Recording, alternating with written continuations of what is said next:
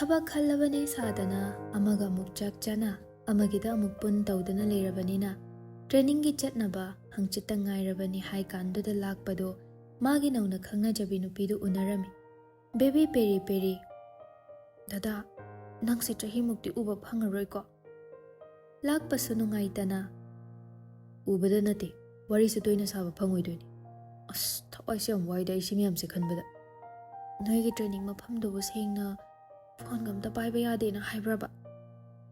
ꯐꯣꯟꯅ ꯄꯥꯏꯕ ꯌꯥꯗꯦꯅ ꯍꯥꯏ, ꯀꯩꯒꯨꯝꯕ ꯂꯣꯟꯅ ꯄꯥꯏꯔꯝꯕ ꯊꯦꯡꯅꯔꯒꯅ ꯄꯅꯤꯁꯃꯦꯟ ꯁꯥꯊꯤꯕ ꯄꯤꯌꯦꯅ ꯍꯥꯏ꯫ ꯑꯗꯨ ꯑꯣꯏꯗꯤ ꯏꯕꯥꯅꯤꯗꯤ ꯀꯃꯥꯏꯅ ꯄꯥꯎ ꯐꯥꯎꯅꯗꯣꯏꯕ?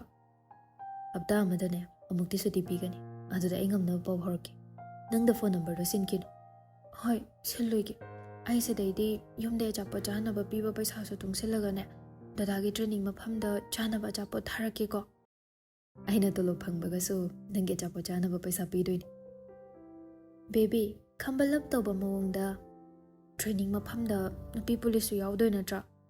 ꯌꯥꯎꯗꯣꯏꯅꯤ, ꯃꯈꯣꯏꯅ ꯅꯥꯀꯜ ꯑꯃꯗ ꯂꯩꯗꯣꯏ ꯑꯣꯏꯔꯤꯅꯤ, ꯀꯦꯝꯄꯁꯄꯨꯗꯤ ꯄꯨꯜꯂꯒ꯫ ꯑꯗꯨꯗꯤ ꯗ꯭ꯌꯨꯇꯤ ꯃꯐꯝꯗ ꯊꯕꯛ ꯇꯧꯕꯤ ꯅꯨꯄꯤ ꯃꯁꯛ ꯐꯖꯕꯤ ꯊꯦꯡꯅꯔꯒ ꯃꯈꯣꯏ ꯑꯃꯨꯛ ꯄꯥꯝꯈꯤꯗꯣꯏꯔꯥ ꯅꯪ?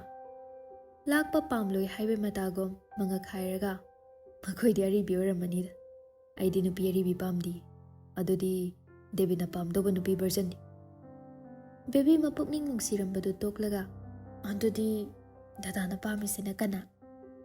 ꯅꯪꯅꯦ, ꯅꯪ ꯈꯛꯇꯅꯤ ꯑꯩꯅ ꯄꯥꯝꯃꯤꯁꯦ꯫ ꯊꯥꯖꯗꯦ ꯆꯣ꯫ ꯑꯩꯅ ꯅꯨꯄꯤ ꯀꯣꯏꯗꯅ ꯂꯩꯔꯝꯂꯤꯁꯦ ꯅꯪ ꯆꯥꯎꯕ ꯉꯥꯏꯔꯤꯅꯤ꯫ ꯅꯆꯤꯟ ꯊꯤꯒꯅꯨ꯫ ꯑꯋꯣꯏꯕꯅꯤ, ꯅꯪꯅ ꯊꯥꯏꯅ ꯁ꯭ꯀꯨꯜ ꯕꯁ ꯉꯥꯏꯕꯩ ꯂꯝꯕꯤꯗ ꯂꯩꯍꯧꯕꯗꯣ ꯑꯩ ꯎꯔꯤꯕꯅꯤ꯫ ꯑꯗꯨꯝ ꯀꯥꯟꯗ ꯗꯗꯥꯁꯦ ꯃꯌꯥꯡꯒ ꯏꯀꯪ ꯀꯪꯉꯒ ꯐꯤꯕꯝ ꯑꯃ ꯇꯥꯗꯕꯅꯤ꯫ ꯑꯗꯨꯝ ꯀꯥꯟꯗꯗꯤ ꯌꯣꯅꯤ ꯑꯩꯅ ꯇꯥꯔꯤꯁꯦ, ꯁ꯭ꯀꯨꯜꯒꯤ ꯂꯥꯁ ꯕꯦꯟꯆꯇꯒ ꯐꯝꯗꯠꯂꯒꯀꯣ, ꯂꯣꯏꯔꯦ꯫ ꯑꯩꯈꯣꯏ ꯃꯃꯥꯡ ꯐꯝꯕ ꯅꯨꯄꯤꯈꯩꯅ ꯍꯩꯗꯒꯤ ꯆꯣꯀ꯭ꯂꯦꯠꯇꯒꯤ ꯆꯥꯎꯑꯣꯅꯅꯦ ꯄꯤꯁꯤꯜꯂꯛꯀꯗꯣꯏꯅꯤ꯫ ꯌꯥꯝ ꯊꯨꯅ ꯑꯣꯊꯣꯔꯛꯑꯣ, ꯅꯨꯄꯤꯅ ꯄꯤꯖꯈꯤꯕꯗꯣ꯫ ꯅꯪꯅ ꯐꯣꯛ ꯁꯦꯠꯂꯒ ꯁ꯭ꯀꯨꯜ ꯀꯥꯔꯤꯉꯩ ꯃꯇꯝꯗꯨꯗ ꯆꯥꯈꯤꯕꯗꯣ ꯀꯃꯥꯏꯅ ꯑꯣꯊꯣꯛꯀꯗꯣꯏꯅꯣ? ꯌꯥꯔꯣꯏ ꯌꯥꯔꯣꯏ, ꯑꯩꯗꯤ ꯌꯥꯔꯣꯏ ꯍꯥꯏꯁꯤꯅꯤ, ꯍꯧꯖꯤꯛꯃꯛ ꯑꯣꯊꯣꯛꯀꯗꯕꯅꯤ꯫ ꯅꯪꯅ ꯑꯩꯉꯣꯟꯗ ꯀꯗꯔ ꯇꯧꯕ ꯌꯥꯔꯣꯏ, ꯑꯩꯒꯤ ꯃꯥꯡꯗ ꯑꯣꯊꯣꯛꯑꯣꯕ꯫ ꯂꯥꯛꯄ ꯑꯉꯥꯡ ꯊꯦꯝꯕꯩ ꯑꯦꯛꯁꯄꯤꯔꯤꯌꯦꯟꯁꯁꯦ ꯀꯥ ꯍꯦꯟꯅ ꯂꯩꯕꯩ ꯃꯑꯣꯡꯅꯤ꯫ ꯑꯩꯅ ꯄꯥꯝꯕꯤꯗꯕꯤꯁꯤꯡꯅ ꯄꯤꯖꯕꯗꯣ ꯅꯍꯥꯟꯅ ꯇꯨꯝꯈ꯭ꯔꯦ, ꯃꯗꯨꯕꯨ ꯁꯨꯝ ꯆꯈꯥꯎꯗ ꯅꯥꯀꯟ ꯑꯃꯗ ꯈꯥꯏꯗꯣꯛꯑꯒ ꯀꯥꯆꯤꯟꯗ ꯊꯝꯕ ꯍꯧꯅꯕ꯭ꯔꯣ? ꯕꯦꯕꯤꯗꯨ ꯁꯥꯎꯕ ꯈꯔ ꯍꯟꯊꯩ꯫ ꯑꯗꯨꯁꯨ ꯆꯨꯝꯃꯤ, ꯑꯗꯨ ꯑꯣꯏꯁꯨ ꯑꯩ ꯀꯜꯂꯛꯏ꯫ ꯍꯅꯨꯕꯤ ꯑꯣꯏꯈ꯭ꯔꯕꯅꯤ ꯃꯈꯣꯏꯗꯤ, ꯅꯪꯅ ꯑꯉꯥꯡ, ꯑꯗꯨꯅ ꯃꯈꯣꯏꯗꯤ ꯑꯩꯅ ꯄꯥꯝꯕꯤꯗ꯭ꯔꯕꯅꯤ꯫ ꯑꯩꯅ ꯑꯍꯜ ꯑꯣꯏꯔꯀꯥꯟꯗ ꯑꯃꯨꯛ ꯄꯥꯝꯕꯤꯗꯦꯅ ꯍꯥꯏꯔꯛꯀꯗꯣꯏꯔꯣ? ꯅꯪꯅ ꯑꯍꯜ ꯑꯣꯏꯔꯤꯈꯩ ꯑꯩꯁꯨ ꯍꯅꯨꯁꯜꯂꯛꯄ ꯍꯦꯟꯗꯣꯏꯅꯤ, ꯑꯗꯨꯅ ꯐꯣꯔꯑꯦꯚꯔ ꯑꯩꯒꯤꯗꯤ ꯑꯉꯥꯡ ꯃꯆꯥ ꯑꯗꯨꯝ ꯑꯣꯏꯗꯣꯏꯅꯤ꯫ ꯇ꯭ꯔꯦꯅꯤꯡ ꯃꯐꯝꯗ ꯅꯨꯄꯤ ꯑꯔꯤꯕꯤꯁꯤꯡꯅ ꯄꯤꯔꯛꯄ ꯑꯆꯥꯄꯣꯠ ꯑꯣꯏꯔꯣ ꯏꯟꯁꯥꯡ ꯑꯣꯏꯔꯣ ꯑꯝꯇ ꯆꯥꯕ ꯌꯥꯔꯣꯏ ꯈꯪꯕ꯭ꯔꯥ? ꯍꯣꯏ ꯆꯥꯔꯣꯏꯌꯦ, ꯑꯔꯤꯕꯤꯁꯤꯡꯅ ꯄꯤꯕ ꯑꯝꯇ ꯆꯥꯔꯣꯏ꯫ ꯑꯩꯉꯣꯟꯗ ꯇꯧꯁꯤꯟꯅꯔꯒ ꯎꯗ꯭ꯔꯀꯥꯟꯗ ꯆꯥꯔꯝꯃꯗꯤ ꯁꯥꯞ ꯁꯣꯟꯗꯧꯅꯤ꯫ ꯀꯩ ꯁꯥꯞ? ꯑꯩ ꯐꯪꯗꯕ ꯑꯣꯏꯌꯣ ꯍꯥꯏꯅ? ꯗꯟꯗꯤ ꯄꯤꯒꯦ ꯍꯥꯏꯌꯨ ꯀꯩꯗꯧꯔꯒꯦ? ꯐꯪꯗꯕ ꯑꯣꯏꯌꯣ ꯍꯥꯏꯁꯤ ꯙꯞ ꯑꯣꯏꯔꯁꯨ ꯄꯟꯒꯅꯨ꯫ ꯏꯕꯥꯅꯤ ꯀꯥꯏꯅꯕ ꯍꯥꯏꯕ ꯋꯥꯏꯁꯦ ꯑꯩ ꯐꯥꯒꯤ ꯑꯣꯏꯅꯁꯨ ꯄꯟꯅꯤꯡꯗꯦ, ꯅꯪꯅꯁꯨ ꯄꯜꯍꯟꯅꯤꯡꯗꯦ꯫ ꯍꯣꯏ ꯗꯗꯥ, ꯑꯩ ꯁꯣꯏꯈ꯭ꯔꯦ꯫ ꯑꯩ ꯂꯩꯇ꯭ꯔꯦꯅ ꯅꯪꯉꯣꯟꯗ ꯇꯥꯟꯅꯔꯛꯄ ꯅꯨꯄꯥꯈꯩꯒ ꯑꯣꯟꯁꯤꯟꯅꯔꯒ ꯋꯥꯔꯤ ꯁꯥꯔꯝꯕ ꯌꯥꯔꯣꯏꯀꯣ? ꯁꯥꯕꯤꯔꯣꯏꯅ, ꯑꯩ ꯃꯇꯝ ꯁꯪꯗꯦ꯫ ꯅꯣꯏ ꯊꯣꯡꯒꯥꯜꯗꯗꯤ ꯂꯨꯝꯕ ꯂꯥꯛꯄ ꯃꯥꯜꯂꯤꯗ꯫ ꯑꯩꯈꯣꯏ ꯇꯥꯇꯣꯟꯅ ꯍꯜꯂꯛꯄꯗꯒ ꯂꯩꯔꯝꯕ ꯑꯣꯏꯔꯗꯤꯅꯦ ꯃꯈꯣꯏꯗꯣ ꯐꯤꯕꯝ ꯇꯥꯗꯕꯅꯤꯍꯦ꯫ ꯅꯣꯏ ꯇꯥꯇꯣꯟ ꯏꯄꯤꯛ ꯄꯤꯛꯄꯗꯨ ꯃꯤꯅ ꯑꯗꯨꯝ ꯐꯨꯕꯤꯔꯝꯅꯤ, ꯑꯐꯥꯎ ꯁꯥꯔꯨꯅꯨꯅ ꯍꯥꯏꯌꯨ꯫ ꯑꯩꯅꯁꯨ ꯍꯥꯏꯔꯤꯅꯤ, ꯃꯤꯅ ꯏꯟꯕꯤꯔꯝꯕꯗ ꯑꯩꯈꯣꯏ ꯁꯨꯃꯥꯡꯗ ꯂꯣꯡꯅ ꯇꯥꯔꯤꯅꯤ꯫ ꯐꯤꯕꯝ ꯇꯥꯔꯝꯃꯣꯏꯌꯦ꯫ ꯑꯗꯨꯏ ꯁꯥꯎꯔꯒ ꯑꯩꯈꯣꯏ ꯇꯥꯇꯣꯟꯅꯅꯦ ꯅꯨꯡ ꯄꯥꯏꯔꯒ ꯊꯣꯝꯕꯅꯦ, ꯅꯨꯄꯥ ꯑꯃꯗꯤ ꯃꯔꯥꯏꯕꯛ ꯀꯥꯏꯕꯅꯦ, ꯑꯗꯨ ꯎꯕꯗꯩꯅꯦ ꯂꯩꯀꯥꯏ ꯃꯤ ꯌꯥꯎꯁꯜꯂꯛꯇꯅ ꯐꯔꯛ ꯇꯥꯅꯩꯅꯦ ꯈꯪꯕ꯭ꯔꯥ? ꯅꯣꯏ ꯇꯥꯇꯣꯟꯗꯤ ꯅꯨꯄꯤ ꯀꯣꯏꯗ꯭ꯔꯣ? ꯈꯣꯡꯇꯦꯟ ꯑꯣꯏꯕꯅꯔ ꯀꯩꯅꯣ ꯅꯨꯄꯤ ꯑꯃꯇꯅ ꯌꯥꯕꯤꯔꯛꯇꯦꯅ ꯏꯃꯥꯗ ꯌꯥꯝ ꯋꯥꯀꯠꯄꯅꯦ꯫ ꯋꯥꯔꯤ ꯁꯥꯟꯅꯔꯤꯉꯩꯗ ꯃꯃꯥꯟꯅꯕꯤꯒꯤ ꯀꯣꯜ ꯂꯥꯛꯁꯜꯂꯛꯄꯗꯨꯗ ꯋꯥꯔꯤꯗꯨ ꯆꯞ ꯂꯦꯞꯄꯤ꯫ ꯂꯥꯛꯄ ꯌꯦꯡꯂꯒ, ꯀꯅꯥꯅꯣ ꯇꯟꯖꯥ ꯆꯥꯗꯅ ꯀꯣꯜ ꯇꯧꯔꯛꯏꯗꯨꯅ? ꯗꯗꯥ, ꯑꯩꯒꯤ ꯏꯃꯥꯟꯅꯕꯤꯅꯤ꯫ ꯂꯥꯎꯠ ꯁ꯭ꯄꯤꯀꯔ ꯊꯥꯗꯣ, ꯀꯩ ꯍꯥꯏꯔꯛꯏꯅꯣ ꯑꯩꯁꯨ ꯇꯥꯒꯦ꯫ ꯅꯨꯄꯤꯗꯨ ꯀꯩꯁꯨ ꯈꯟꯗꯅ ꯀꯣꯜꯗꯨ ꯔꯤꯁꯤꯞ ꯇꯧꯕꯒ ꯁ꯭ꯄꯤꯀꯔ ꯑꯣꯟ ꯇꯧꯔꯝꯃꯤ꯫ ꯂꯥꯏꯖꯥ, ꯀꯩ ꯂꯩꯔꯒꯦ? ꯊꯧꯕ ꯈꯣꯟ ꯀꯜꯂꯞꯅ, ꯍꯦ, ꯅꯪ ꯍꯧꯖꯤꯛ ꯀꯗꯥꯏ ꯂꯩ? ꯂꯥꯛꯄ ꯁꯥꯎꯔꯪꯅꯅ, ꯅꯨꯄꯥ ꯃꯈꯣꯜꯁꯤꯕꯨ ꯀꯥꯏꯗꯩ ꯂꯥꯏꯖꯥ? ꯅꯪꯅ ꯑꯩꯉꯣꯟꯗ ꯁꯥꯟꯅꯩꯁꯦ ꯀꯩꯒꯤꯅꯣ? ꯊꯧꯕꯁꯨ ꯇꯥꯔꯗꯨꯅ, ꯀꯌꯥꯗ ꯎꯁꯤꯠꯇ꯭ꯔꯤꯕ ꯉꯛꯆꯧ ꯊꯦꯛꯂꯤꯕꯅꯣꯅꯦ? ꯅꯈꯣꯏꯅꯦ ꯍꯧꯖꯤꯛ ꯀꯥꯏꯗ ꯂꯩ ꯍꯥꯏꯔꯣ? ꯂꯥꯛꯄ ꯐꯣꯟꯗꯨ ꯃꯨꯜꯂꯒ, ꯍꯣꯏ, ꯃꯗꯨ ꯈꯪꯉ ꯅꯪ ꯀꯩꯗꯧꯒꯦ ꯍꯥꯏꯕꯅꯣ? ꯕꯦꯕꯤ ꯄꯥꯈꯠꯄꯒ ꯂꯣꯏꯅꯅ ꯐꯣꯟꯗꯨ ꯃꯟꯅꯕ ꯍꯣꯠꯅꯩ꯫ ꯑꯝꯇ ꯄꯤꯔꯛꯑꯣ, ꯑꯩ ꯋꯥꯔꯤ ꯁꯥꯒꯦꯕ꯫ ꯂꯥꯛꯄ ꯈꯣꯟꯖꯦꯜꯗꯨ ꯍꯧꯅ ꯁꯞꯇ꯭ꯔ ꯑꯃꯒ ꯂꯣꯏꯅꯅ, ꯅꯪ ꯇꯨꯃꯤꯟ ꯂꯩꯌꯨ꯫ ꯊꯧꯕ ꯃꯉꯣꯟꯗ ꯑꯣꯏꯔꯕꯣꯏ ꯅꯤꯡꯗꯨꯅ, ngakchau thikliba nang ngaksamdu thudekpa taridana. Oi, nang kanano? Adugi ama phau saido. Ai se kanano masak khangningbro? Hai mai bang, nang ina mundu masak khangi. Ko, noi hojik kadai da lei hayo. One on one challenge tawse hai bro. Chahi manaba masal irang tawnagidi haide nangna angang machaduda irang sagatlidu kaigino. Lakpa thawa sadana nangise phanghaudabai chakpa malida. Karino dadana khummiba mayamdubo ai yum hanchindoi saruk sikhibane hena phai. Thauba madu taraduna pungjan thorang tobiramage nang halakpa nangnaba. Lakpana oina mi usitaba wangang tawganu. Nang ngasigi numitane yumda halakkinidana. Kaidawgiyong namanabi mayumda chatlini haidai nangbo. Baby phone du nampuda mullaga taton ai manabi hoida leiye. Lakpa ngakna tato ba? Kari ha kanai namanabi no ba? Lai chana nang makoida lakti na haisidi. Ai sarju hoida leiye. Sarju di mamaga punna maboki mayumda chatni na thorakpado ai ga thengneni ne. Ai chatti chatleba. Nang laiza hoida laaga firol hongdoga nupadu na bachakri na tro. Nungai ni nang ngasidi numit surabanina. Laiza ma khumui mama na suma phukrabani nupa una hanbai senba yarambai aigi number na block tawshinba call chathandaba nang nasaga chanaba wasa masa amaga loinana ne ngairamni haiba khang taton phudi phuganu nani ba herang pambi thuna halo nang ngasigi numita aina gadawgiyang masi hairamlaga asawa amaga loinana mabungdu call thamkhre baby de makhol thokna kappa haurakle ngasi numita soidana taton ai phukhrani ba mane good thaba hobudane tamoy aiga tamo joga su soidana phuba yaurani ba. Lakpa aphawa sadoklugum sitaw nang hana nakhoi tatoni habi adro ani ngasai dong amta haigano habada phone munaba honabada dadana takhidaba natra ai su nang na madabini harga nupa oina ngang padu da sogotkibani sibu nang nungsitragadi togodro pelo nang pelo ai di horen ibung ahumna phukhrani sakpham kainaba ai udanaba nangsu training mapung phana yawjaru. Lakpa di magi matawduda nungaitraduna Bia, nang adumai haino ai nungaitib si kapato osi asi natro nang nuningido ai seina kaman bahen kibainiba saugano basi ai yumda thilu yar phuge phujakhrasan. Lakpa nga hagwa khalli nang makhoina phubudo nabro phubada bu nadaba kana bu yawge khongpakna karakpada su sor thingi bani pharese adudi phudanaba yumda hanjilurana yumda hanjindradi ai kadai leiduno ibani ngasi jelasi nangsu college ka baure aduna chen bai chahi haidu suraban ai ngamo ai lai tam do yam wali.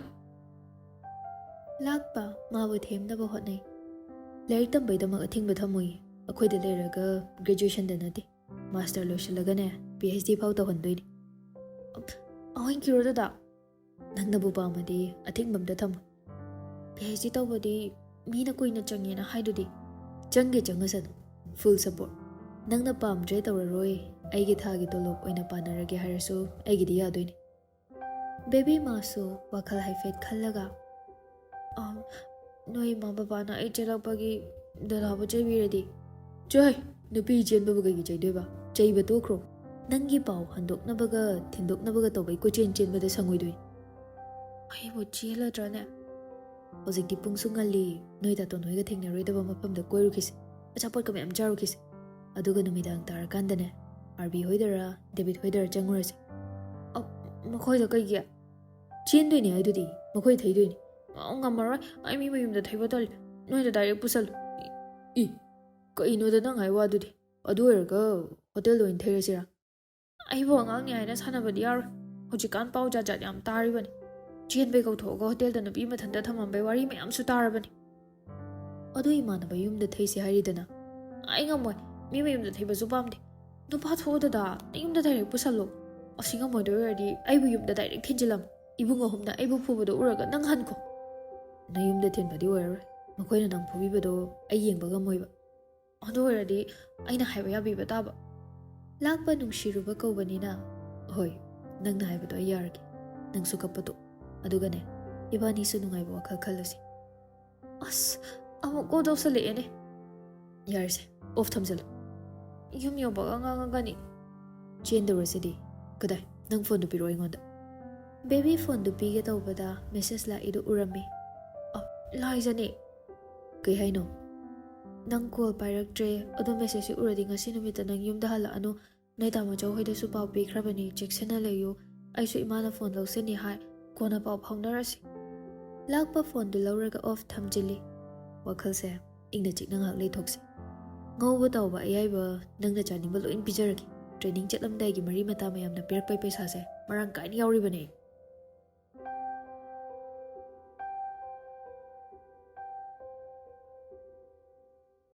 ꯁꯣꯝꯗ ꯃꯃꯥꯟꯅꯕꯗꯨꯅ ꯅꯨꯄꯤ ꯆꯦꯟꯕꯩ ꯏꯔꯥꯡꯗ ꯂꯩꯈ꯭ꯔꯦ. ꯑꯥꯔꯕꯤꯗꯤ ꯃꯍꯧꯁꯥꯒꯨꯝ hospital ꯀꯦꯟꯇꯤꯟꯗ ꯐꯝꯗꯨꯅ ꯅꯤꯇꯤꯅ break ꯊꯣꯔꯛꯄ ꯇꯥꯟꯖꯥꯗꯨ ꯉꯥꯏꯔꯝꯂꯤ. ꯗ꯭ꯌꯨꯇꯤꯒꯤ ꯉꯥꯏꯍꯥꯛ ꯀꯣꯝꯕ ꯇꯥꯏꯃꯤꯡꯗ break ꯂꯧꯔꯒ ꯊꯣꯔꯛꯄꯗ ꯅꯨꯄꯥꯗꯨ ꯀꯥꯆꯤꯟ ꯑꯣꯏꯔꯞꯅ ꯊꯥꯔꯤꯕ ꯇꯦꯕꯜ ꯔꯣꯝꯗ ꯃꯊꯟꯇ ꯐꯝꯕꯗꯨ ꯎꯔꯝꯃꯤ. ꯂꯇꯥ ꯃꯥꯕꯨ ꯎꯔꯗꯨꯅ ꯑꯃꯨꯛ ꯂꯩꯔꯝꯃꯦ ꯇꯨ. ꯅꯤꯇꯤ ꯈꯪꯁꯤꯟꯅꯗꯕ ꯁꯥꯔꯒ ꯀꯅꯥꯅꯣ ꯍꯥꯏꯁꯦ? ꯅꯨꯡꯇꯤꯒꯤ ꯂꯥꯛꯄ ꯕꯥꯕꯨꯁꯤꯅꯤ. ꯑꯩꯗꯤ ꯚꯥꯕ ꯑꯣꯏꯔꯨꯗꯦ.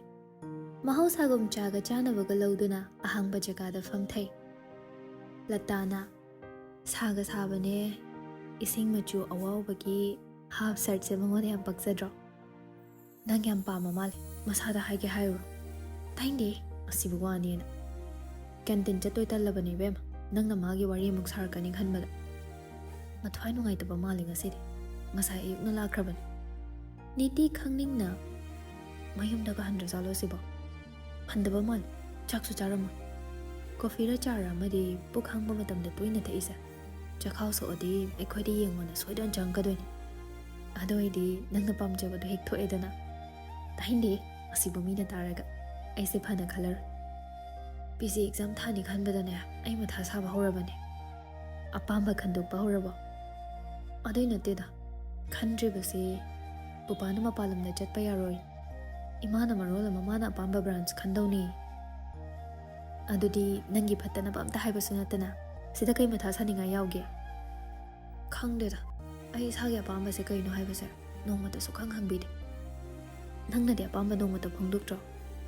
ꯇꯟꯖꯥ ꯑꯃ ꯄꯤꯅꯗꯕꯅꯤꯅ ꯑꯩꯁꯨ ꯍꯥꯏꯔꯨꯗ꯭ꯔꯦ. ꯐꯣꯟ ꯂꯥꯛꯏꯁꯦ ꯑꯩ ꯍꯦꯔꯣ ꯃꯥꯜꯂꯦ. ꯕ꯭ꯔꯦꯛꯇ ꯂꯥꯛꯀꯦ. ꯍꯣꯁꯄꯤꯇꯥꯜ ꯒꯦꯠꯇ ꯊꯦꯡꯅꯁꯦꯅ ꯍꯥꯏꯈꯤꯕꯅꯤ. ꯑꯩ ꯑꯝꯇ ꯊꯣꯛꯎꯈꯤꯒꯦ. ꯍꯣꯏ ꯎꯅꯕꯤꯔꯨꯔꯣ. ꯁꯥꯎ ꯌꯥꯗꯦꯀꯣ. ꯅꯪ ꯉꯁꯤꯒꯤ ꯁꯛ ꯐꯖꯕ ꯕꯥꯕꯨꯁꯤꯒ ꯌꯦꯡꯅꯔꯝꯃꯣ. ꯇꯥꯏꯡꯗꯦ ꯅꯪ ꯆꯠꯇꯧꯗꯣ ꯆꯠꯂꯣ. ꯃꯃꯥꯟꯅꯕꯤꯗꯨ ꯊꯣꯛꯈꯤꯕꯒ ꯇꯧꯐꯝ ꯈꯪꯗ꯭ꯔꯗꯨꯅ ꯃꯥꯒꯤ ꯐꯣꯟꯗꯨ ꯁ꯭ꯀ꯭ꯔꯤꯟ ꯑꯟꯂꯣꯛ ꯇꯧꯔꯒ ꯌꯨꯇ꯭ꯌꯨꯕꯇ ꯚꯤꯗꯤꯑꯣ ꯃꯆꯥꯗꯨ ꯌꯦꯡꯗꯨꯅ ꯗ꯭ꯌꯨꯇꯤ ꯇꯧꯔꯨꯕꯩ ꯑꯋꯥꯕꯗꯨ ꯄꯣꯊꯥꯅꯕ ꯍꯣꯠꯅꯩ. ꯃꯥꯌꯣꯛꯅꯅ ꯐꯝꯂꯤꯕ ꯅꯨꯄꯥꯗꯨꯒꯤ ꯐꯣꯟ ꯂꯥꯛꯄꯗꯒꯤ ꯄꯥꯏꯈꯠꯈꯤꯕꯒꯤ ꯈꯣꯟꯖꯦꯜ ꯇꯥꯕꯗꯒꯤ ꯃꯥꯒꯤ ꯚꯤꯗꯤꯑꯣꯁꯇꯨꯒꯤ ꯃꯍꯨꯠꯇ ꯋꯥꯔꯤꯗꯨꯗ ꯑꯣꯏꯅ ꯅꯥꯀꯣꯡ ꯊꯝꯂꯝꯃꯤ. ꯔꯥꯖꯕꯤꯔ ꯍꯔꯥꯎꯅ ꯁꯦꯡꯗꯤ ꯁꯦꯡꯉꯦꯀꯣ ꯁꯤ ꯋꯥꯁꯦ. ꯗꯦꯕꯤꯠꯅ ꯁꯣꯏꯗ꯭ꯔꯕꯅꯦꯃꯤ. ꯑꯩꯅ ꯑꯃꯨꯛ ꯐꯥꯒꯤ ꯇꯧꯈꯤꯗ꯭ꯔꯣ? ꯃꯤꯒꯤꯗꯁꯨ ꯊꯩꯔꯔꯣꯏ ꯍꯥꯏ. ꯃꯈꯨꯠ ꯑꯣꯏꯅ ꯗꯥꯏꯔꯦꯛ ꯄꯨꯁꯤꯜꯂꯅꯤꯅ ꯍꯥꯏꯔꯛꯄꯅꯤ. ꯑꯩꯁꯨ ꯀꯣꯜ ꯑꯝꯇ ꯇꯧꯁꯤꯟ ꯇꯥꯔꯦ. ꯇꯧꯔꯨꯔꯅꯨ. ꯃꯥꯏ ꯐꯣꯟꯗꯣ ꯑꯣꯐ ꯊꯝꯖꯤꯜꯂꯅꯤ ꯍꯥꯏꯕꯅꯤ. ꯍꯦꯛ ꯃꯝꯁꯤꯜꯂꯛꯄꯒꯅꯦ ꯌꯨꯝꯔꯣꯝꯗ ꯑꯣꯏꯅ ꯗꯥꯏꯔꯦꯛ ꯂꯥꯛꯑꯣꯅ ꯍꯥꯏꯔꯛꯄꯅꯤ. ꯍꯣꯏ ꯑꯗꯨꯃꯥꯏꯅ ꯊꯦꯡꯅꯕ ꯍꯥꯏꯗꯨꯅꯤ. ꯃꯥꯅ ꯁꯨꯃꯥꯏꯅ ꯈꯣꯡꯀꯥꯞ ꯈꯔ ꯂꯥꯎꯅ ꯊꯥꯡꯈꯤꯕꯁꯤ ꯋꯥꯈꯜ ꯑꯃ ꯂꯥꯛꯇ꯭ꯔꯣ? ꯄꯨꯟꯁꯤꯁꯦ ꯌꯦꯅꯤꯡ ꯑꯃꯨꯛ ꯍꯟꯅ ꯆꯣꯡꯉꯔꯣꯏꯗ꯭ꯔꯥ ꯈꯜꯂꯨꯕꯅꯤ. ꯑꯗꯣ ꯅꯪꯒꯤ ꯄꯥꯎꯁꯤꯅ ꯌꯦꯅꯤꯡ ꯑꯃꯗꯤ ꯆꯣꯡꯍꯜꯂꯤ. ꯏꯕꯣ ꯗꯥꯎ ꯌꯥꯕ ꯃꯔꯤ ꯆꯠꯇꯣꯏꯅꯦ. ꯑꯇꯩ ꯂꯩꯔꯤ. ꯅꯪꯕꯨ ꯃꯥꯏ ꯅꯨꯄꯤꯗꯨ ꯎꯔꯕꯣ? ꯃꯁꯛ ꯑꯣꯏꯅꯗꯤ ꯎꯗ꯭ꯔꯤ. ꯀꯨꯏꯗ꯭ꯔꯤ ꯐꯦꯁꯕꯨꯛꯇꯩ ꯈꯪꯅꯕꯗꯣ. ꯅꯤꯇꯤ ꯃꯥꯒꯤ ꯋꯥꯗꯨ ꯇꯥꯔꯒ ꯃꯥꯒꯤ ꯅꯨꯄꯤꯒꯤ ꯃꯇꯥꯡꯗ ꯑꯣꯏꯔꯦ ꯋꯥꯔꯤ ꯁꯥꯟꯅꯩꯁꯦ. ꯑꯁꯤ ꯇꯥꯍꯟꯒꯦꯅ ꯊꯑꯣꯏꯅ ꯂꯥꯛꯏꯕ ꯑꯣꯏꯔꯦ. ꯔꯥꯖꯕꯤꯔꯁꯨ ꯃꯈꯥ ꯁꯝꯊꯔꯛꯏ. ꯐꯦꯁꯕꯨꯛꯇ ꯈꯪꯅꯕ ꯃꯤꯕꯨ ꯊꯃꯣꯏ ꯀꯌꯥꯝ ꯁꯦꯡꯕꯤ ꯑꯣꯏꯔꯝꯗꯣꯏꯅꯣ ꯈꯜꯂꯒ ꯑꯗꯨꯝ ꯁꯦꯡꯉꯝꯃꯤꯁꯤꯅꯤ. ꯊꯥꯖꯗꯕ ꯀꯣꯝꯗ ꯉꯥ ꯂꯩ ꯍꯥꯏꯗꯨꯅꯤ. ꯅꯥꯟꯊꯣꯛꯍꯟꯕ ꯍꯧꯅꯗꯦ. ꯃꯁꯥ ꯍꯥꯏꯔ ꯃꯇꯤꯛ ꯆꯥꯔꯦ. ꯅꯨꯄꯤ ꯆꯦꯟꯕ ꯌꯥꯔꯦꯗ. ꯍꯣꯏ ꯁꯨꯝ ꯅꯨꯡꯁꯤꯟꯅꯔ ꯂꯩꯗꯣꯏ ꯁꯔꯨꯛ ꯆꯦꯟꯁꯤꯟꯕꯁꯤꯅ ꯕꯦꯁ ꯑꯣꯏꯔꯕꯅꯤ. ꯐꯔꯦ ꯑꯩꯁꯨ ꯐꯥꯏꯜꯁ ꯈꯔ ꯂꯣꯏꯁꯤꯜꯂꯝꯈꯤꯒꯦ. ꯍꯣꯔꯦꯟ ꯉꯟꯅ ꯊꯣꯔꯛꯅꯕ ꯇꯧꯒꯦ. ꯅꯨꯄꯤꯗꯨꯅ ꯀꯩ ꯆꯥꯅꯤꯡꯒꯦ ꯍꯪꯕꯤꯔꯒ ꯑꯩ ꯂꯩꯔꯒꯦ. ꯑꯦꯟꯁꯥꯡꯗꯣ ꯅꯪꯅ ꯊꯣꯡꯕ ꯈꯔ ꯍꯩꯕꯅꯤꯅ ꯅꯪ ꯊꯣꯡꯉꯣꯀꯣ. ꯑꯣꯀꯦ ꯕ꯭ꯔꯗꯔ ꯑꯗꯨꯃꯥꯏꯅ ꯇꯧꯔꯁꯤ. ꯊꯝꯃꯦꯀꯣ. ꯐꯣꯟꯗꯨ ꯊꯝꯈꯤꯕꯒ ꯅꯤꯇꯤꯗꯨ ꯁꯥꯎꯔꯛꯅꯕ ꯃꯤꯠꯌꯦꯡꯗꯨꯒ ꯂꯣꯏꯅꯅ ꯌꯦꯡꯗꯨꯅ ꯂꯩꯔꯝꯕꯗꯨꯗ ꯋꯥꯈꯜ ꯃꯋꯟ ꯈꯜꯂꯛꯂꯤ. ꯀꯩꯅꯣꯅꯦ ꯃꯥꯅ ꯅꯍꯥꯟꯈꯩ ꯌꯦꯡꯉꯛꯇꯕ ꯃꯑꯣꯡꯗ ꯁꯨꯛꯃꯅ ꯌꯦꯡꯉꯛꯏꯁꯤꯗꯤ. ꯋꯥ ꯍꯥꯏꯅꯤꯡꯕꯒ ꯂꯩꯖꯥꯠꯂꯅꯦ. ꯃꯃꯥꯟꯅꯕꯤ ꯑꯦꯄ꯭ꯔꯣꯟ ꯂꯤꯠꯄꯤꯗꯨꯁꯨ ꯎꯗꯦ. ꯑꯩꯕꯨ ꯆꯪꯁꯤꯟꯗꯅ ꯃꯉꯣꯟꯗ ꯋꯥꯔꯤ ꯁꯥꯕ ꯍꯦꯛꯇ ꯍꯧꯔꯁꯤꯔꯅꯦ. ꯍꯌꯦꯡꯗꯤ ꯅꯨꯄꯤ ꯊꯤꯟꯕꯩ ꯃꯔꯥꯡꯗꯨꯗ ꯑꯩ ꯁꯣꯝꯗ ꯂꯥꯛꯇꯨꯅ ꯃꯥꯕꯨ ꯁꯪꯕ ꯉꯝꯃꯔꯣꯏ ꯍꯥꯏꯍꯧꯕꯅ ꯐꯗꯣꯏꯖꯥꯠꯂꯅꯦ ꯁꯤꯗꯤ. ꯃꯊꯟꯇ ꯆꯣꯏꯔꯣꯜ ꯂꯣꯟꯖꯕꯗꯣ ꯅꯨꯄꯤꯗꯨꯅ ꯇꯥꯕ ꯅꯠꯇꯦ. ꯁꯥꯎꯔꯛꯅꯅ ꯆꯥꯗꯨ ꯊꯛꯄ ꯂꯣꯏꯔꯗꯨꯅ ꯊꯣꯛ ꯍꯧꯒꯠꯈꯤꯕꯗꯨꯗ ꯅꯨꯄꯥꯗꯨꯁꯨ ꯃꯥꯒꯤ ꯇꯨꯡꯗ ꯏꯟꯅꯩ꯫ ꯅꯨꯡꯇꯤꯒꯤ ꯂꯥꯛꯑꯒ ꯋꯥ ꯁꯣꯝꯇ ꯍꯩꯅꯗꯦ ꯏꯇꯝꯆꯥ, ꯅꯪꯒꯤ ꯊꯃꯣꯏꯁꯦ ꯇꯁꯦꯡꯅ ꯅꯨꯡꯗꯒꯤꯁꯨ ꯍꯦꯟꯅ ꯀꯟꯕ ꯃꯥꯜꯂꯦ꯫ ꯅꯤꯇꯤ ꯊꯥꯡꯂꯝꯕ ꯈꯣꯡꯊꯥꯡꯗꯨ ꯆꯞ ꯂꯦꯞꯂꯒ ꯃꯤ ꯑꯣꯟꯅꯔ ꯃꯥꯜꯂꯦ꯫ ꯈꯦꯠꯅꯕ ꯈꯔꯗꯤ ꯎꯏ꯫ ꯍꯥꯟꯅꯗꯤ ꯊꯃꯣꯏ ꯌꯥꯝ ꯁꯣꯟꯈꯤꯕꯅꯤ, ꯍꯧꯖꯤꯛꯅ ꯊꯃꯣꯏ ꯀꯟꯕꯤ ꯑꯣꯏꯔꯝꯃꯤ꯫ ꯄ꯭ꯂꯤꯖ ꯑꯩꯉꯣꯟꯗ ꯑꯗꯨꯝꯕ ꯋꯥꯍꯩ ꯑꯝꯇ ꯍꯥꯏꯕꯤꯔꯅꯨ, ꯁꯣꯝꯒꯤ ꯃꯇꯝ ꯃꯥꯡꯅꯕꯅꯤ꯫ ꯊꯃꯣꯏ ꯑꯗꯨꯛ ꯌꯥꯝ ꯀꯜꯂꯤꯗꯣ ꯇꯀꯥꯃꯜꯒ ꯐꯪꯗꯧ ꯂꯩꯕ꯭ꯔꯣ? ꯈꯟꯅꯤꯡꯕ ꯈꯜꯂꯣ, ꯅꯨꯄꯤꯗꯨꯅ ꯉꯥꯏꯔꯝꯃꯅꯤ꯫ ꯔꯥꯖꯕꯤꯔꯁꯨ ꯚꯥꯞ ꯑꯣꯏꯗꯅ ꯌꯥꯆꯪꯕꯗ ꯂꯥꯛꯀꯅꯤ ꯍꯥꯏꯕꯅꯤ, ꯍꯧꯖꯤꯛ ꯆꯠꯇ꯭ꯔꯁꯨ ꯌꯥꯒꯤꯅꯤ꯫ ꯑꯁꯤꯕꯨ ꯑꯩꯉꯣꯟꯗ ꯍꯥꯏꯔꯤꯁꯦ ꯇꯟꯗ ꯃꯥꯜꯂꯦ꯫ ꯏꯇꯝꯆꯥ, ꯀꯩ ꯑꯃꯨꯛ ꯍꯥꯏꯗꯧ ꯋꯥꯠꯂꯤꯒꯦ? ꯍꯌꯦꯡꯗꯤ ꯅꯨꯄꯤ ꯊꯤꯟꯕꯩ ꯃꯔꯥꯡ ꯇꯧꯕꯗ ꯑꯩ ꯁꯤꯗ ꯂꯥꯛꯄ ꯉꯝꯗꯣꯏ ꯃꯥꯟꯗꯦ꯫ ꯑꯗꯣ ꯏꯃꯔꯖꯦꯟꯁꯤꯒꯨꯝꯕ ꯂꯩꯔꯁꯨ ꯈꯪꯅꯕ ꯑꯩ ꯑꯉꯥꯡ ꯑꯃꯗ ꯅꯪꯕꯨ ꯁꯦꯟꯅꯕ ꯊꯥꯔꯛꯀꯦꯀꯣ꯫ ꯅꯤꯇꯤ ꯁꯥꯎꯔꯪꯅꯅ ꯅꯨꯄꯤꯗꯨꯗ ꯑꯗꯨꯝ ꯐꯖꯅ ꯃꯥꯏ ꯑꯣꯟꯁꯤꯟꯕ ꯀꯩꯗꯧꯒꯦ? ꯑꯩꯗꯤ ꯅꯪꯁꯦ ꯌꯥꯝ ꯐꯅ ꯈꯜꯂꯨꯕꯅꯤ, ꯑꯗꯨꯕꯨ ꯅꯪꯗꯤ ꯃꯤ ꯃꯑꯣꯡ ꯑꯃ ꯑꯣꯏꯔꯝꯃꯤ꯫ ꯔꯥꯖꯕꯤꯔ ꯏꯉꯛ ꯉꯛꯅ ꯆꯦꯜꯂꯛꯄꯩ ꯊꯤꯟꯗꯣꯛ ꯊꯤꯟꯖꯤꯟꯒꯤ ꯇꯧꯐꯝ ꯊꯣꯛꯄ ꯏꯊꯧ ꯈꯔꯗꯤ ꯇꯧꯔꯝꯅꯤ, ꯑꯁꯤ ꯅꯠꯇꯕ ꯄ꯭ꯂꯥꯟ ꯑꯝꯇ ꯂꯩꯇꯦ꯫ ꯍꯪꯆꯤꯠꯅ ꯂꯥꯛꯄꯒꯤ ꯇ꯭ꯔꯦꯅꯤꯡ ꯆꯠꯄ ꯅꯨꯃꯤꯠꯅꯤ꯫ ꯑꯣ ꯄ꯭ꯂꯤꯖ, ꯅꯪꯒꯤ ꯆꯦꯜꯂꯤꯕ ꯅꯨꯄꯤꯗꯨꯗ ꯑꯣꯏꯅ ꯍꯥꯏꯕꯤꯌꯨ꯫ ꯑꯩꯅ ꯆꯦꯟꯕꯁꯨ ꯅꯠꯇꯅ ꯍꯧꯖꯤꯛꯇ ꯐꯣꯟꯗ ꯋꯥꯔꯤ ꯁꯥꯈ꯭ꯔꯤꯗꯨꯅ ꯀꯅꯥꯒꯤ ꯀꯩꯒꯤ? ꯂꯥꯛꯄ ꯅꯨꯄꯤ ꯆꯦꯜꯂꯛꯄꯩ ꯄꯥꯎ ꯄꯤꯔꯛꯄꯅꯤ꯫ ꯍꯥ? ꯑꯩꯅ ꯆꯦꯟꯗꯧ ꯅꯨꯄꯤꯗꯨꯗꯤ ꯀꯣꯏꯒꯤ ꯌꯥꯗ ꯂꯩꯔꯦ, ꯅꯨꯡꯕꯨꯗꯤ ꯅꯨꯡꯁꯤꯅꯈ꯭ꯔꯕꯅꯤ ꯊꯥꯏꯅ ꯁ꯭ꯀꯨꯜ ꯂꯥꯏꯐꯇꯒꯤ꯫ ꯑꯗꯨꯅ ꯑꯃꯨꯛ ꯀꯅꯥ? ꯅꯪꯅꯤ꯫ ꯃꯈꯣꯏꯅꯤꯅ ꯋꯥꯔꯤ ꯃꯈꯥ ꯇꯥꯕ ꯉꯝꯗ꯭ꯔꯤꯉꯩ ꯃꯃꯥꯟꯅꯕꯤꯗꯨꯁꯨ ꯆꯪꯁꯤꯜꯂꯛꯄꯒ ꯃꯄꯥ ꯆꯥꯅꯩ꯫ ꯂꯇꯥ ꯉꯛꯅ ꯅꯈꯣꯏꯅꯤ ꯍꯥꯟꯅ ꯈꯪꯅꯕ꯭ꯔꯣ? ꯅꯤꯇꯤꯅ ꯐꯠ ꯈꯨꯝꯂꯛꯏ꯫ ꯈꯪꯅꯗꯤꯌꯦ, ꯑꯩꯈꯣꯏ ꯃꯦꯅꯦꯖꯃꯦꯟꯠꯒꯤ ꯃꯤ ꯑꯃ ꯂꯥꯛꯈꯤꯕ꯭ꯔꯥ ꯍꯥꯏꯅ ꯍꯪꯉꯝꯕꯅꯦ꯫ ꯔꯥꯖꯕꯤꯔ ꯃꯥꯒꯤ ꯃꯤꯠꯌꯦꯡꯗꯨꯗ ꯍꯥꯏꯅꯤꯡꯗ꯭ꯔꯦ ꯍꯥꯏꯕ ꯈꯪꯂꯝꯃꯤ꯫ ꯑꯩꯁꯦ ꯇꯥꯃꯣ ꯖꯤꯇꯦꯟ ꯂꯥꯛꯄ꯭ꯔꯥꯅ ꯍꯪꯉꯝꯕꯅꯤ꯫ ꯑꯁꯨꯛ ꯆꯥꯎꯕ ꯍꯣꯁꯄꯤꯇꯥꯜꯁꯤꯗ ꯑꯇꯣꯞꯄ ꯃꯤꯗ ꯍꯪꯗꯈꯩ ꯑꯩ ꯏꯃꯥꯟꯅꯕꯤꯁꯤꯗ ꯆꯪꯁꯤꯜꯂꯒ ꯍꯪꯉꯝꯃꯤꯁꯦ ꯃꯔꯝ ꯂꯩꯕ ꯃꯥꯜꯂꯤꯗ꯫ ꯊꯣꯏꯗꯣꯛꯄ ꯃꯔꯝꯗꯤ ꯂꯩꯇꯦ, ꯑꯗꯣ ꯑꯩ ꯏꯁꯥ ꯄꯥꯈꯪꯅꯤ, ꯃꯥꯁꯨ ꯂꯩꯁꯥꯕꯤ ꯁꯣꯏꯗꯅ ꯑꯣꯏꯔꯤꯅꯤ, ꯑꯗꯨꯅ ꯄꯥꯈꯪ ꯑꯃꯅ ꯂꯩꯁꯥꯕꯤ ꯑꯃꯗ ꯏꯆꯝ ꯆꯝꯅ ꯍꯣꯁꯄꯤꯇꯥꯜꯁꯤꯒꯤ ꯁ꯭ꯇꯥꯐ ꯂꯥꯛꯄ꯭ꯔꯥꯅ ꯍꯪꯉꯝꯕꯅꯤ꯫ ꯂꯇꯥ ꯈꯨꯅꯤꯡꯅ ꯀꯛ ꯊꯤꯜꯂꯒ ꯅꯪꯗꯤ ꯈꯨꯝꯈ꯭ꯔꯕꯣ? ꯑꯩ ꯃꯁꯛ ꯈꯪꯗꯦꯅ ꯍꯥꯏꯈ꯭ꯔꯦ꯫ ꯄꯥꯈꯪ ꯅꯪꯗꯤ ꯀꯩ ꯃꯤꯡ ꯀꯧꯒꯦ? ꯑꯩꯒꯤꯗꯤ ꯂꯇꯥ ꯀꯧꯏ꯫ ꯑꯩꯒꯤ ꯔꯥꯖꯕꯤꯔ ꯀꯧꯏ, ꯃꯥꯒꯤꯅ ꯅꯤꯇꯤ ꯅꯠꯇ꯭ꯔꯣ? ꯅꯦꯝꯄ꯭ꯂꯦꯠꯁꯤꯗ ꯎꯕꯅꯤꯀꯣ꯫ ꯌꯥꯏ, ꯅꯪꯒꯤ ꯋꯥꯈꯜꯗꯣ ꯑꯩꯅ ꯌꯥꯕ ꯑꯃ ꯌꯥꯎꯔꯤ꯫ ꯆꯪꯉꯁꯤ ꯂꯥꯛꯑꯣ ꯗ꯭ꯌꯨꯇꯤꯒꯤ꯫ ꯃꯈꯣꯏꯅ ꯍꯦꯛ ꯆꯪꯈꯤꯕꯒ ꯅꯨꯄꯥꯗꯣ ꯐꯣꯟꯗ ꯃꯤ ꯑꯇꯣꯞꯄ ꯋꯥꯔꯤ ꯁꯥꯕꯗꯧꯅ ꯍꯧꯅ ꯅꯨꯄꯤꯗꯨꯗ ꯏꯪꯒꯤꯠ ꯄꯤꯔꯝꯃꯤ꯫ ꯍꯌꯦꯡꯗꯤ ꯂꯥꯛꯄꯩ ꯅꯨꯄꯤ ꯊꯤꯟꯕꯩ ꯈꯔ ꯆꯤꯟꯒꯅꯤ, ꯑꯩ ꯑꯉꯥꯡꯕꯨꯗꯤ ꯊꯥꯔꯛꯀꯦ꯫ ꯍꯪꯆꯤꯠꯅ ꯃꯥ ꯑꯦꯌꯔꯄꯣꯔꯠ ꯐꯥꯎ ꯊꯤꯜꯂꯨꯔ ꯃꯇꯨꯡ ꯑꯩ ꯈꯔ ꯀꯣꯝꯒꯅꯤ꯫ ꯀꯣꯏꯁꯦꯟ ꯁꯦꯟꯅꯗꯕ ꯌꯥꯗꯕꯅꯤꯅꯦ, ꯃꯔꯨ ꯑꯣꯏꯕ ꯊꯕꯛꯅꯤ꯫ ꯋꯥꯍꯩꯗꯣ ꯍꯥꯏꯕ ꯂꯣꯏꯕꯒ ꯐꯣꯟꯗꯨ ꯅꯥꯀꯣꯡꯗꯩ ꯐꯠ ꯊꯝꯊꯩ꯫ ꯅꯨꯄꯤꯗꯨꯁꯨ ꯍꯥꯏꯐꯦꯠ ꯌꯦꯡꯂꯝꯕꯒ ꯃꯄꯥ ꯆꯥꯅꯩ꯫ ꯋꯥꯔꯗꯔꯣꯝꯗ ꯑꯗꯨꯝ ꯆꯪꯈ꯭ꯔꯦ꯫ ꯅꯍꯥꯟ ꯃꯈꯩꯗꯤ ꯊꯕꯛ ꯂꯣꯏꯔꯒ ꯊꯣꯔꯛꯄꯗ ꯅꯨꯄꯥꯗꯨꯅ ꯍꯦꯛ ꯃꯇꯨꯡ ꯏꯟꯅꯖꯕꯅꯤ꯫ ꯗ꯭ꯌꯨꯇꯤ ꯂꯣꯏꯔꯒ ꯊꯣꯔꯛꯄꯗ ꯂꯩꯔꯝꯗꯕꯗꯨꯗ ꯃꯤꯌꯥꯝ ꯇꯤꯟꯕ ꯃꯐꯝꯗꯣ ꯏꯍꯥꯡ ꯍꯥꯡꯕ ꯐꯥꯎꯖꯔꯝꯃꯤ꯫ ꯑꯐꯕꯗꯤ ꯅꯠꯇꯦ, ꯒꯥꯔꯤ ꯊꯧꯔꯤꯉꯩ ꯂꯝꯕꯤꯒꯤ ꯅꯥꯛ ꯑꯣꯏ ꯌꯦꯡꯗꯨꯅ ꯆꯦꯛꯁꯤꯟꯅ ꯊꯧꯒꯗ꯭ꯔꯥ ꯍꯥꯏꯔꯒ ꯑꯗꯨꯉꯩ ꯃꯇꯝꯗꯨ ꯅꯤꯡꯁꯤꯡꯂꯛꯏ꯫ ꯙꯅꯟꯖꯣꯏ ꯁꯥꯎꯅ ꯀꯌꯥꯔꯛ ꯍꯟꯅ ꯅꯪ ꯅꯨꯄꯥꯗꯨꯒ ꯀꯧꯅ ꯉꯥꯡꯅꯒꯅꯨ ꯍꯥꯏꯗꯣꯏꯅꯣ? ꯑꯩꯅ ꯄꯥꯝꯗꯦ ꯌꯥꯅꯤꯡꯗꯦ ꯍꯥꯏꯕꯒꯤ ꯃꯥꯌꯣꯛꯇ ꯆꯠꯂꯒ ꯅꯪꯅ ꯅꯨꯡꯉꯥꯏꯔꯤꯁꯤ ꯀꯔꯤꯅꯣ? ꯁꯅꯥꯁꯨ ꯆꯪꯁꯤꯜꯂꯛꯂꯒ ꯀꯔꯤ ꯇꯧꯔꯨꯔꯦ ꯇꯣꯝꯕꯤ? ꯍꯥꯏꯕ ꯏꯟꯗꯦ, ꯑꯩꯅ ꯀꯧꯅꯒꯅꯨ ꯍꯥꯏꯕ ꯅꯨꯄꯥꯗꯨꯒ ꯑꯣꯟꯁꯤꯟꯅꯗꯨꯅ ꯅꯣꯛꯃꯤꯟꯅꯔꯝꯃꯤ꯫ ꯅꯆꯥꯅꯨꯄꯤꯁꯦ ꯋꯥꯔꯛꯆꯧꯀꯣ, ꯅꯠꯇ꯭ꯔꯕꯗꯤ ꯑꯩꯕꯨ ꯐꯠꯇꯦ ꯍꯥꯏꯒꯅꯨ꯫ ꯚꯥꯖꯤꯌꯥ, ꯑꯩ ꯇꯣꯝꯕꯤꯕꯨ ꯋꯥꯈꯜ ꯇꯥꯅꯕ ꯍꯥꯏꯔꯒꯦ, ꯁꯥꯎꯒꯠꯄꯤꯒꯅꯨ, ꯕꯤꯄꯤ ꯒꯨꯂꯤꯁꯨ ꯆꯥꯔꯤꯕꯅꯤ꯫ ꯅꯣꯏ ꯃꯉꯥꯏꯔꯤ ꯍꯩꯁꯤꯡꯂꯤꯁꯤ, ꯑꯩꯅ ꯍꯥꯏꯕ ꯏꯟꯗ꯭ꯔꯗꯤ ꯀꯣꯟꯅ ꯊꯪꯗ ꯀꯞꯀꯦꯗꯅꯤ꯫ ꯅꯤꯇꯤꯗꯨ ꯄꯦꯔꯤ ꯄꯦꯔꯤ, ꯄꯨꯄꯥ, ꯑꯩ ꯃꯥꯒꯤ ꯄ꯭ꯔꯦꯛꯇꯤꯀꯦꯜ ꯅꯣꯠꯕꯨꯛꯇꯣ ꯄꯤꯊꯣꯛꯈꯤꯕꯅꯤ꯫ ꯙꯅꯟꯖꯣꯏ ꯑꯁꯥꯎꯕ ꯍꯦꯟꯒꯠꯂꯛꯏ꯫ ꯂꯥꯏꯔꯤꯛ ꯇꯝꯅꯤꯡꯗꯕ ꯃꯤꯗꯤꯅꯦ ꯃꯌꯨꯝꯗ ꯆꯠꯊꯣꯛꯇꯅ ꯂꯩꯒꯗꯕꯅꯤ꯫ ꯁꯥꯇ꯭ꯔ ꯃꯥꯟꯕ, ꯁꯥꯇ꯭ꯔꯗꯤ ꯁꯥꯕ ꯄꯥꯝꯂꯒꯅ ꯁꯨꯃꯥꯡ ꯀꯨꯝꯍꯩ ꯌꯥꯎ ꯍꯥꯏꯌꯨꯀꯣ, ꯃꯐꯝ ꯈꯨꯗꯤꯡ ꯁꯥꯇ꯭ꯔ ꯁꯥꯔꯒ ꯁꯣ ꯊꯣꯛꯅꯕ꯫ ꯀꯅꯥꯒꯤ ꯅꯣꯠꯕꯨꯛꯅꯣ ꯇꯣꯝꯕꯤ?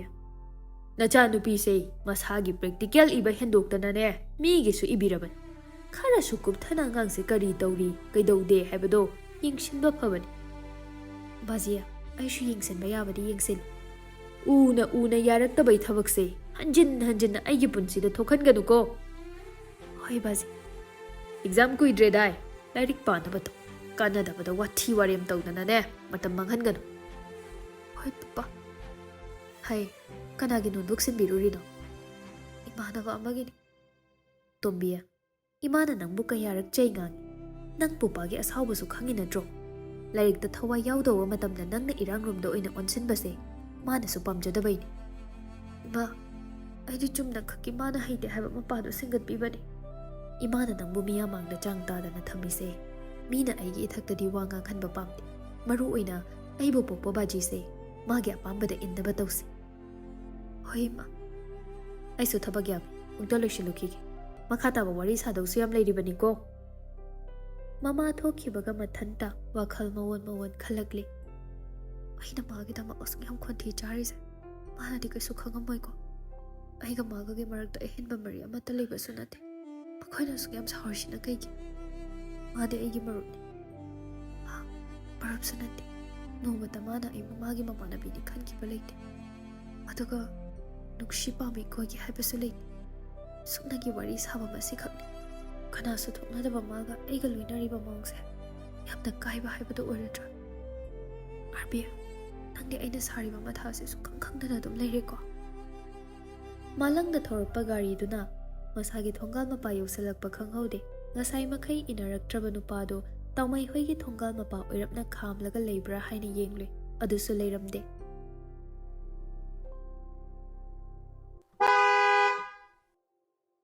Taumai ki gari ki makhol duda khangpre khangi. Yani, ai thogatki. Kana yengino? Haudong ama lankiba takki tawbududa khamba. Haudong shu chatkrabanina aisu yumda thawjilagi. Nangsu yumromda thawjinkrodana itamaja. Niti mingaududa ingak ngakna. Ha. Sana thongal mapadagi. Bema, haladi yumda oina thawjilodana. Hoi ma. Inthokna sak hugatkreda mama asigi khukause beragi yum thangnabani